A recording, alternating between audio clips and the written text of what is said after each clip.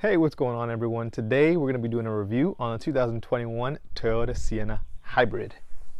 And we're going to be doing a review on exactly why I traded in my truck, which is a 2020 Toyota Tundra, for the 2021 Toyota Sienna. So follow me and we'll jump right into it.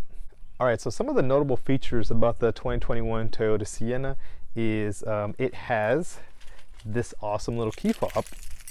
And I'll bring it into the camera so you can see. As you might notice, it doesn't have a hole to start for remote keyless start, but the way to do that is you hold down on the lock button 3 times. So you just,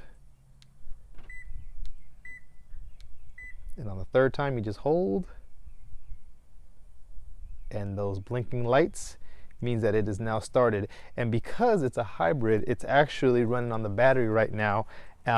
The AC is running, the heat is running. As you can hear, it's now starting up, getting everything going on the inside. So if you're in a colder climate and you have that heat and you want to get that heat going, you can do that. If you're in a really hot climate and you want to get the AC going before you hop in, you can also do that on the 2021 Sienna. To shut it off, we're just going to hold down that start button again. I'm sorry, the lock button, and that's going to shut it off. Another thing, since it is a key fob, you obviously get, when you put your hand behind the handle, it's going to unlock all your doors. A really neat thing for 2021 on the rear doors is you can just slip your foot underneath and it'll automatically open the back door. To close it, there is a button right here that you can push to close the door, or you can just slide your foot underneath the door again and it will close the door just like that once more. If you want to lock the vehicle and walk away, all you got to do is have the key fob on your person, push down on the handle, and that locks the vehicle. Another really neat feature that you have here on the new 2021 Sienna is if you put your foot underneath the tailgate, it opens the rear tailgate automatically. And you can see how spacious it is back here. I have the 3rd row folded down. The reason why I have a blanket back here is because we are going to the beach and I have the beach chairs and all that coming in. I don't want to get sand everywhere. I will be upgrading to the all-weather mats, but I just have not got those yet. But with the 3rd row up, there's still a significant amount of space. As you can see, we have the spare tire here on this model in particular. And if for whatever reason your battery dies, so you leave your lights on, which they will shut off automatically with this model, but your battery to get a jump is actually behind this door right here versus being in the engine compartment. So I thought that's pretty neat. Now another cool thing with the tailgate is if you want to lock it while walking away, all you have to do is push this button twice,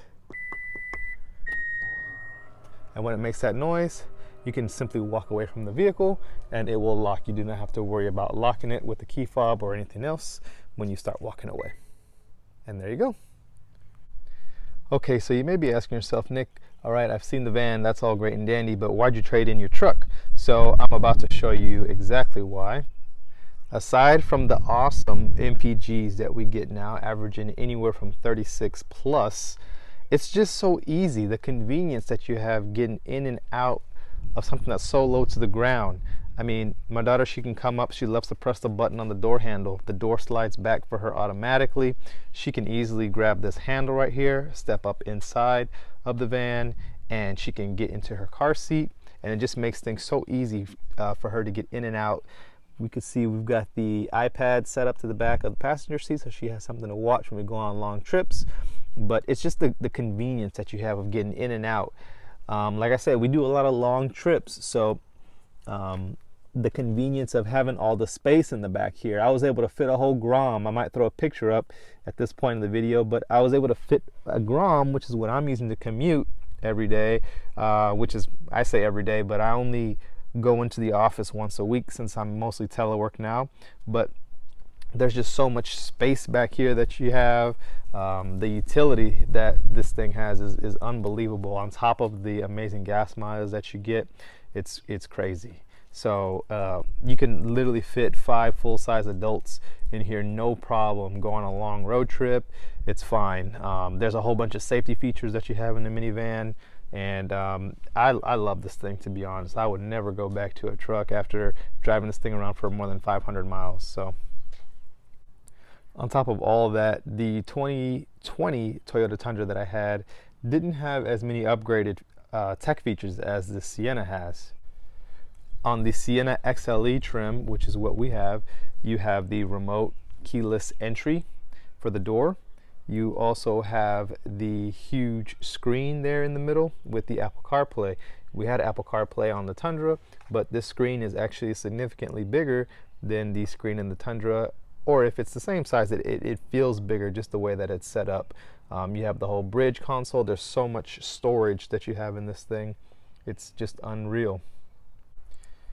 And then just the value, you get all these additional features, all the utility of a minivan, while still paying less than I did for my Tundra. The Tundra that I had was $50,000 brand new. The Toyota XLE hybrid was only $38,000 when I left the dealership. I got a pretty good deal on it. So yeah, just the value that you have, all the additional features, the storage, I got leather, sunroof, everything. So I'm very happy with it. Now, my absolute favorite feature of the vehicle is that it is a hybrid. And as you can see, we've already driven 533 miles within the first week of us having the vehicle. And you can see we haven't filled it up once since we got it, since we left the dealer. They put us at a full tank when we left. It had 12 miles on it, brand new. And we've driven 500 and approximately 20-ish miles. So you can see that we're at a little bit above a quarter of a tank with some room left to go. So I'm hoping to get 600 out of a tank. I know you're not supposed to let it get close to E, especially with a newer vehicle, but we're gonna try and push it just to see how many miles we can get on a full tank of gas. Another notable thing that I wanted to mention was the odometer. I know that on a normal vehicle, there is a button back here, usually like a hard button that you can press to change your trip.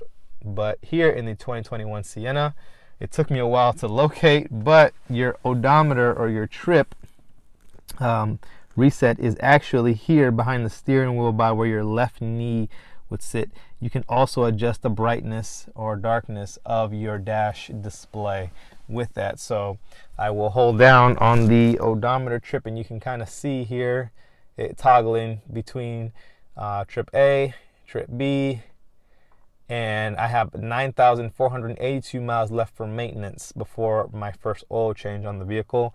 That's right, you can go 10,000 miles in between oil changes on full synthetic for this vehicle. When you purchase a brand new Toyota, it comes with Toyota Care for 2 years, and that includes your maintenance on every 6-month interval. 6 month or 5,000 miles, as you can see here